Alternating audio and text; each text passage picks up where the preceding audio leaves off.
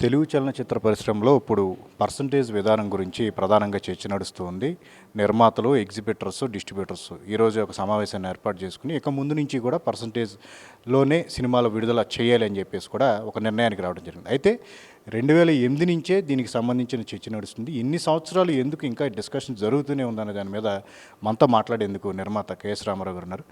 Sir, మీరు chamber ప్రెసిడెంట్గా ఉన్నప్పుడు తొలిసారిగా ఈ పర్సంటేజ్ విధానం గురించి మీరు తీసుకొచ్చారు, అది చేయాలి అని చెప్పేసి అన్నట్టుగా ఉంటుంది. ఏంటి ఎగ్జాక్ట్గా ఇన్ని సంవత్సరాలు ఎందుకు పట్టింది సార్? ఎప్పుడైనా ఎవరికైనా పర్సంటేజ్ విధానం చాలా గొప్పది. అది ఎటువంటి థియేటర్కైనా. అయితే ఇప్పుడు ప్రజెంట్ సిస్టంలో అబ్నార్మల్ బడ్జెట్స్తో వచ్చే సినిమాలకి అటు ఓపెనింగ్స్ కోసం రెంటల్ విధానం అయితే బాగుంటుందని చెప్పి పెద్ద సినిమాలు చేసే నిర్మాతలు అలా ఆలోచిస్తున్నారు. అదే నిర్మాతలు చిన్న సినిమాలు తీస్తే ఖచ్చితంగా రెంటల్ విధానం వద్దు, పర్సంటేజే కావాలంటారు. సో సినిమాల్లో ఈ రెండు రకాల ప్రాబ్లమ్స్ ఉండటంతో నిర్మాతలు పెద్ద సినిమాలే తీద్దాం అనుకునే నిర్మాతలు కొంతమంది ఉన్నారు. సుమారుగా ఒక 4-5 ఉన్నారు. ఆ 5కి ఎప్పుడు పెద్ద సినిమాలు తీస్తాం అనే దాంట్లో వీక్లీ రెంటల్ ఉంటే బాగుంటుంది.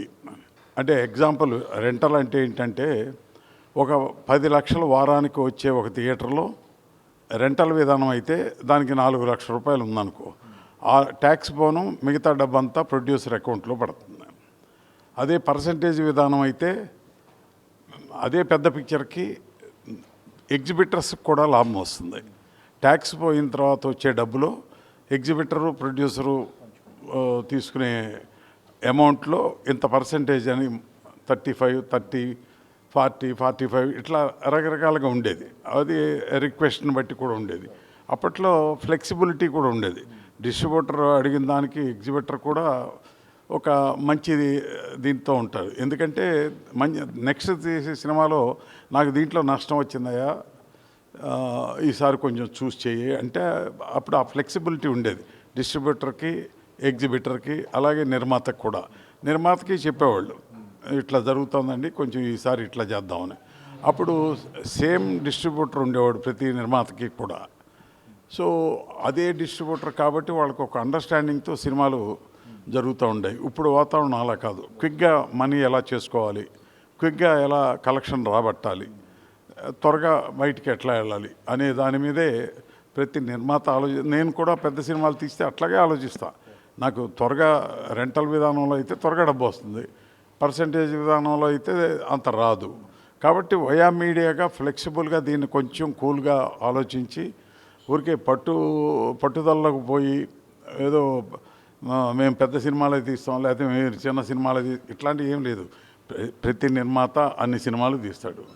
అన్ని రకాల ఎక్స్పీరియన్సెస్ ప్రతి నిర్మాతకి అనుభవం ఉంటుంది.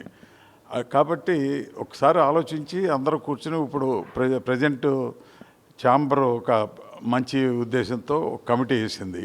ఆ కమిటీ జాగ్రత్తగా ఆలోచించి దానికి ఒక మంచి మార్గదర్శకత్వం ఇవ్వగలిగితే బాగుంటుంది. దాని ప్రకారం నడుచుకుంటే బాగుంటుంది. రేపు అది మంచి మార్గమే అనుకున్నా రేపు ప్రాక్టికల్గా వచ్చేటప్పుడు దాంట్లో వచ్చే ప్రాబ్లమ్స్ దాంట్లో ఉంటాయి. సో ఇది చాలా క్లిష్టమైన పరిస్థితి. ఎందుకంటే మనకు తెలియకుండా మనం బడ్జెట్లు పెంచుకుంటూ పోయాం. బడ్జెట్లో అంత పెంచుకుంటూ పోయేటప్పటికి ఖచ్చితంగా ప్రతి వాళ్ళకి ఇబ్బంది ఉంటుంది. పెద్ద బడ్జెట్ సినిమాలకు ఖచ్చితంగా పర్సంటేజ్ నష్టమే. వీక్లీ రెంటల్ అయితేనే బెనిఫిట్ వస్తుంది. సో ఖచ్చితంగా పెద్ద సినిమాలు చేసే నిర్మాతలు, చిన్న సినిమాలు తీసే నిర్మాతల గురించి అసలు ఎవరు ఆలోచించరు. ఛాంబర్ ఆలోచించదు, డిస్ట్రిబ్యూటర్ ఆలోచించడు, ఎగ్జిబిటర్ ఆలోచించడు, ప్రేక్షకుడు కూడా ఆలోచించడు. అతి కష్టం మీద ఎంతో గొప్ప ఇది వస్తే తప్ప చిన్న సినిమా బతికే పరిస్థితి లేదు. ఎందుకంటే రేట్లు అట్లా మారిపోయినాయి. టికెట్ల రేట్లు పెరిగినాయి, ఇతర వ్యయాలు కూడా పెరిగిపోయినాయి. ప్రేక్షకుడు థియేటర్కి రావాలంటే ఖర్చు పెరిగింది, థియేటర్లోకి వచ్చిన తర్వాత ఖర్చు పెరిగింది, టికెట్ కన్నా ఎక్కువ ఖర్చులు పెరిగినాయి. అందుకని ఓటీటీ ఉండగా మనకెందుకు, చల్లగా ఇంట్లో కూర్చొని చూస్తే బాగుంటుంది. ఈ ట్రాఫిక్లో ఇంత దూరం వెళ్ళి సినిమాలు చూసి అంత డబ్బు ఖర్చు పెట్టి ఇవన్నీ ఎందుకని స్థితికి ప్రేక్షకుడు వచ్చేసాడు. సో మనం చేసేదేం లేదు, మనమే అమ్మేస్తున్నాం ఓటీటీకి. సహజంగా 4 వారాలు ఆగితే చాలు అనుకునే పరిస్థితి ప్రతి గృహిణి, ఇంట్లో ఉండే ప్రతి లేడీ అదే ఆలోచిస్తుంది. ఎందుకు థియేటర్కి వెళ్ళి లేనిపోని కష్టాలు తెచ్చుకోవటం ఎందుకు, ఇట్లా ఆలోచిస్తున్నారు. అందుకని చూద్దాం ఈ కొత్త కమిటీ ఎంత మంచి మార్గదర్శకత్వాలు ఇస్తుంది, ఎంత బాగా ఇండస్ట్రీని ముందుకు తీసుకెళ్తుంది అనేది ముందు తెలియాల్సి ఉంది.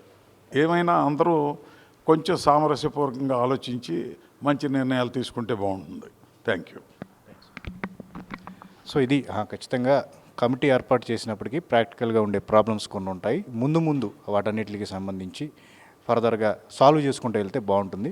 చూడాల్సిన అవసరం కూడా ఉంది అని చెప్పేసి చెప్తున్నారు కెమెరామెన్ సంతోష్తో సుజన్ ఏబిఎన్.